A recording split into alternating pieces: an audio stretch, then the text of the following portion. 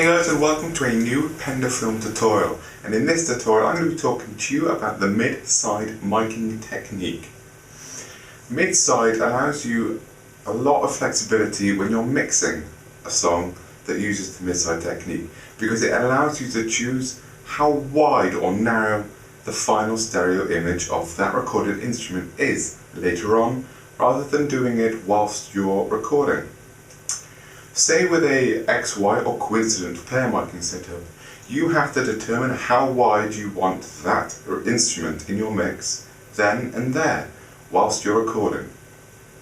With a mid-side miking technique, you can record both microphones at the same time with the one instrument, as you do with a coincident pair, but later on in the mixing process, you can then determine how wide or narrow you want the stereo field, or the stereo image of that instrument, to fit with the rest of the mix. If you're unsure how wide or narrow you want that instrument to be in your mix, then I opt to go with a mid-side miking technique. It allows you a much greater flexibility later on in the mixing process. So for this you're going to need a computer or a digital audio workstation that allows you to record up to 2 or more microphones. You're also going to need 2 microphones, one in a figure 8 and one cardioid. You can get these relatively inexpensively on eBay, online music stores, or your local store. I'm sure you can find something that will suit you. Most multi-pattern microphones will have figure 8 on them. For example, the one I have is Omni, cardioid and figure 8, which is the one I'm going to be using for this tutorial. So let's get right into how these microphones are set up, record a bit of acoustic guitar, and show you the great flexibility that you'll achieve using this in Pro Tools. So let's get these microphones set up. Right, so we've got our mic positioning done. What I've done here is I've pointed the cardioid at what will be the 12th fret of the acoustic guitar. And then the figure 8 is perpendicular to the capsule of the cardioid. Think of it as a cross. Where you're pointing the cardioid mic, the figure 8 goes perpendicular across it.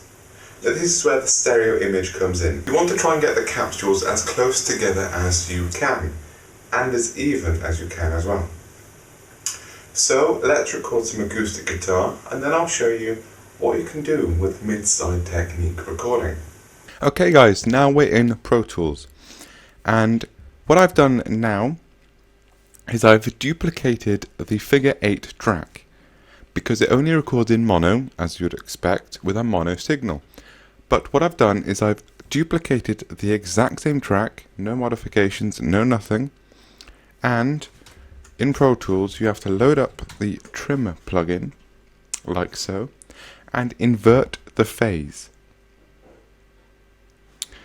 Now this is so that when you duplicated the track, you want to create a left and right field. So when you invert the phase of one of the figure 8, it inverts, let's say you invert the right channel. It then becomes the opposite of the left, so it only is picking up what came in from the right and not from the left.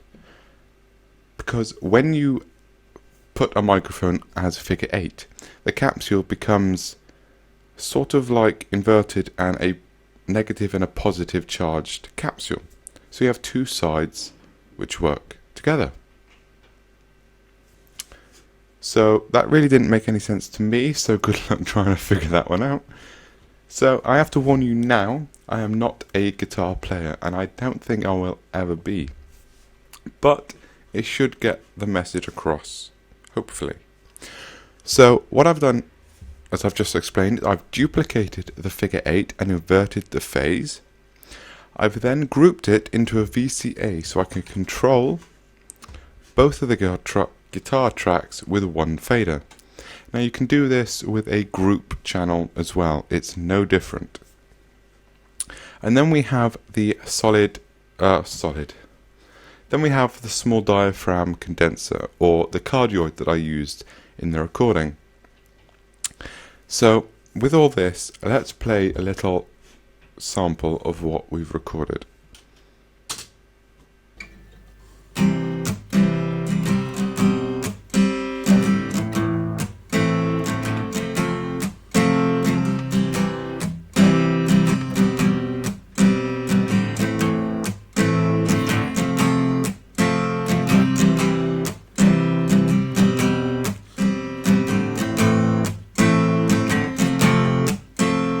So already you can hear the stereo sound.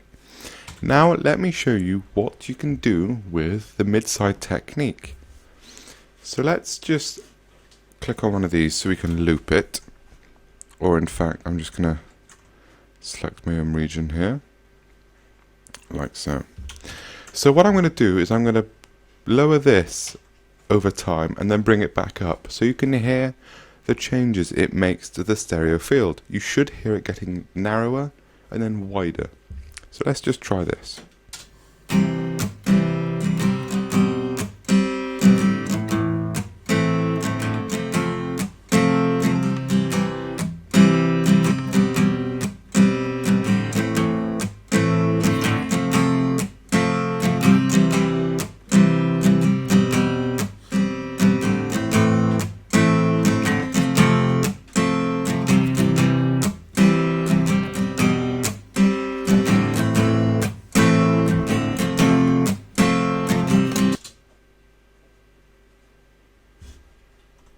So as you could hear there, as I brought that VCA down, the stereo image suddenly got narrower and narrower until it became a center mono track, which is just the cardioid mic coming in on its own. So this is a really great way of basically recording on a guitar, a piano, a drum kit even, which I've used a couple times, if you're unsure of how wide you want it to be in the mix.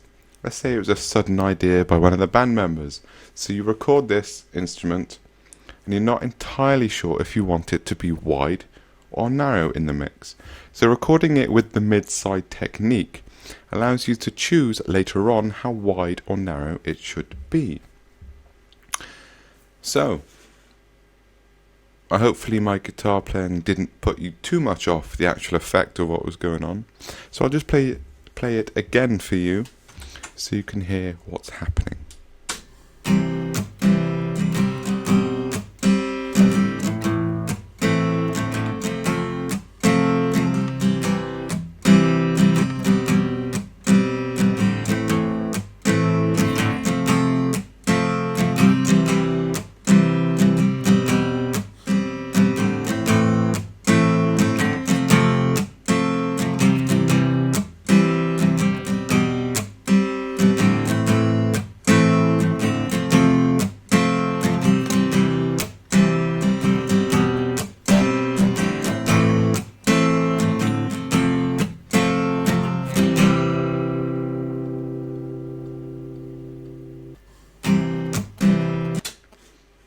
So there you are.